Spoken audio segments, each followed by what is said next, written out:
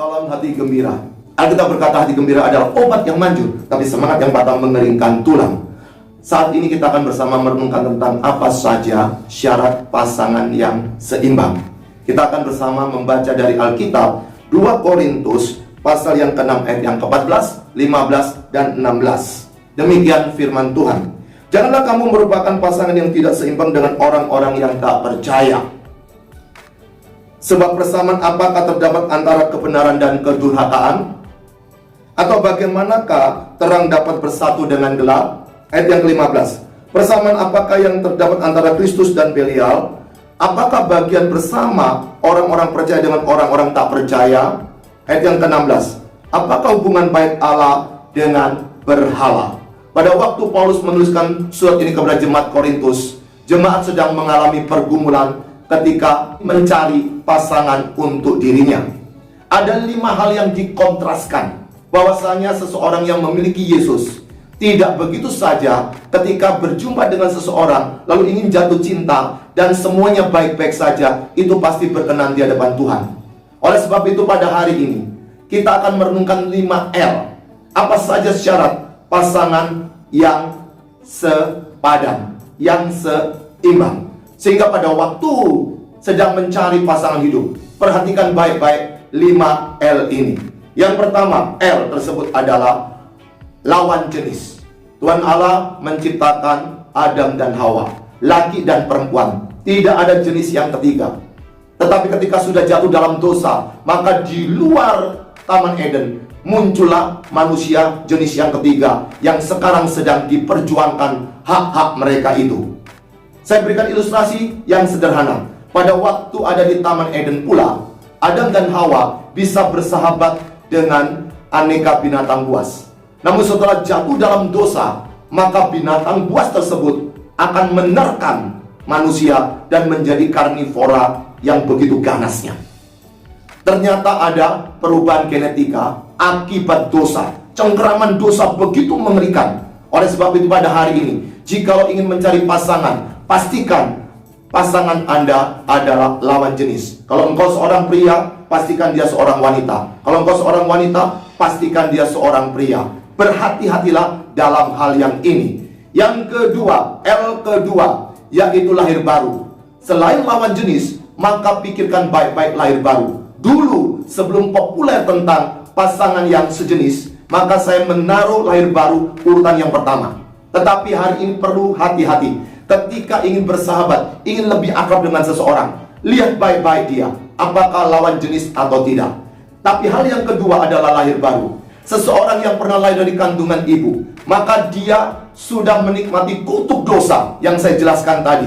Itu terus-menerus akan menghantui manusia. Saya berikan ilustrasi. Pada waktu anak-anak masih kecil, tidak perlu diajak untuk berbohong. Dia bisa berbohong sejak kecil. Maka seseorang tidak perlu diajarkan sesuatu yang melawan Tuhan.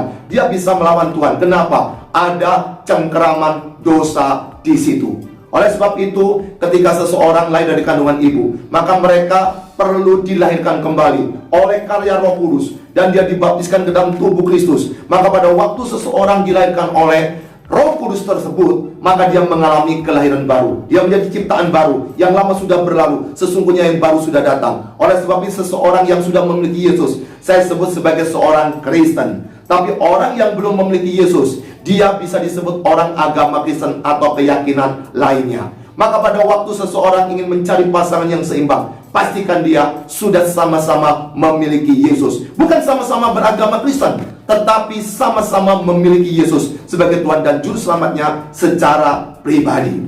L yang ketiga, apa syarat pasangan yang seimbang? Yaitu lakukan firman.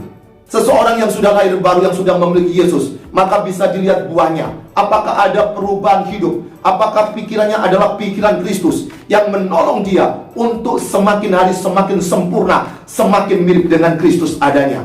Pada waktu seseorang hidup dalam dunia ini, ada banyak pilihan, ada banyak hal yang membuat dia ingin jatuh dalam dosa. Tetapi keputusan seseorang untuk hidup tetap di dalam Kristus, maka membuat dia sebagai seorang pelaku firman. Lakukan firman.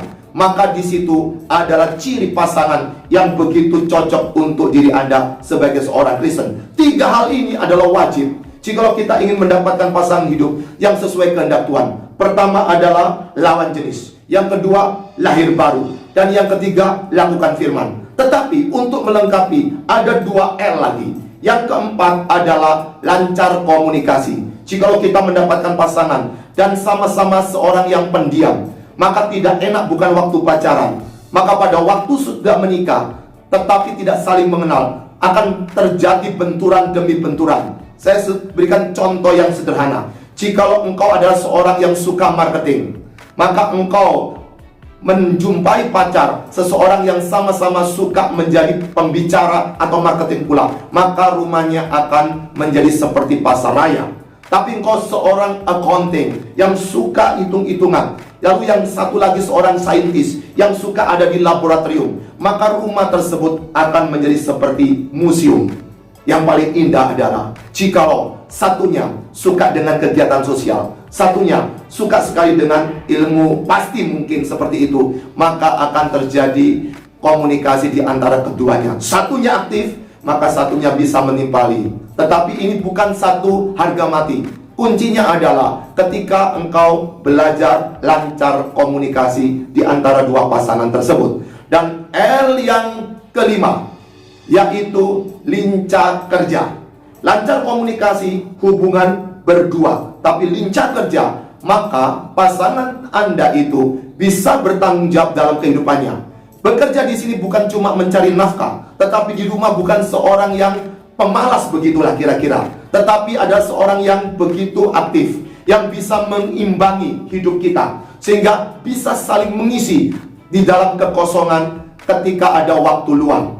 Lincah kerja itu membuat ada tanggung jawab. Jikalau dia seorang yang begitu tampan, begitu cantik, tetapi begitu pemalas, maka kita akan sakit di hati ketika sudah menikah dengan dia dan dia cuma berdiam diri saat kita sedang bekerja keras. Ada 5 L yang perlu kita ingat baik-baik. L 1, 2, 3 itu wajib bagi seorang yang cinta Tuhan, yang ingin tahu apakah pasanganku dari Tuhan atau tidak. Yaitu apa? Harus lawan jenis. Yang kedua, harus lahir baru. Yang ketiga, lakukan firman. Ini ciri-ciri yang menunjukkan kerohanian dia sedang bertumbuh luar biasa, begitu maksimalnya, dan dia adalah seorang Kristen sejati. Tapi yang keempat dan kelima, itu adalah bagian dari bagaimana kita bisa hidup dalam satu keluarga, dalam satu masyarakat sosial yang kecil, organisasi kecil namanya keluarga, yaitu lancar komunikasi dan lincah kerja. Ada 5 hal ini, pikirkan baik-baik pada waktu ingin mencari pasangan yang seimbang. Seringkali kita suka berdoa, Tuhan tunjukkan pasangan. Yang menikah bukan Tuhan, yang menikah adalah kita. Tuhan memberikan apa yang menjadi petunjuk yang Tuhan suka, yaitu 3 L pertama, lawan jenis, lahir baru, lakukan firman. Pada waktu kita sudah memegang 3 hal tersebut, maka pasangan kita pasti berkenan di hadapan Tuhan. Namun yang kedua bisa menjadi pelengkap untuk membuat satu bentuk kebahagiaan di antara kedua pasangan tersebut. Oleh sebab itu, jangan lupa, kehendak Tuhan ada dalam Alkitab, tetapi yang menikah adalah manusia. Tampan atau cantik itu selera, tetapi pikirkan yang pertama, apa yang Tuhan inginkan. Salam hati gembira.